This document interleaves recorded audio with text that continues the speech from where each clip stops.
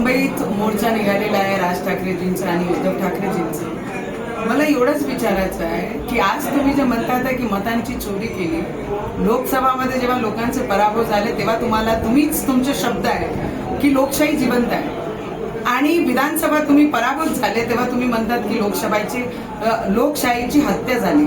तर माझा प्रश्न आहे उद्धव ठाकरेजींना आणि राज ठाकरे साहेबांना की राज ठाकरे साहेब, तुम्ही उद्धव ठाकरेजींसोबत येण्यापूर्वी तुम्ही म्हणायचे की मस्जिदवरचे भोंगे काढा, हनुमान चालीसा लावा, हातात भगवा घ्या, हातात डंडे घ्या, आणि आज त्याच ठाकरेजींसोबत उद्धव ठाकरेजींसोबत तुम्ही बसल्या आणि तेच उद्धव ठाकरेजी म्हणतात की हे लोक आणि आपण भाऊ भाऊ आहे.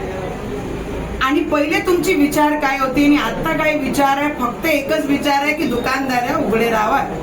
त्याच्याकरिता तुम्ही दोघं भाऊ एक आलेले आहे. आम्हाला सगळ्यांना आनंद आहे भाऊ म्हणून, एक परिवार म्हणून की तुम्ही सोबत आले.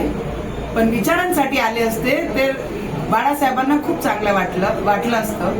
मी तुम्हाला एवढंच सांगेन की आज तुम्ही रोडावर हात जोडण्यासाठी, मतं मागण्यासाठी बाहेर आलेले आहे. एक वेळ अशी येणार आहे उद्धव ठाकरेजींवर की एवढे मजबूर झाले आहे की ते प्रत्येक घरी जाऊन मतं मागण्याची वेळ त्यांच्यावर येणार आहे.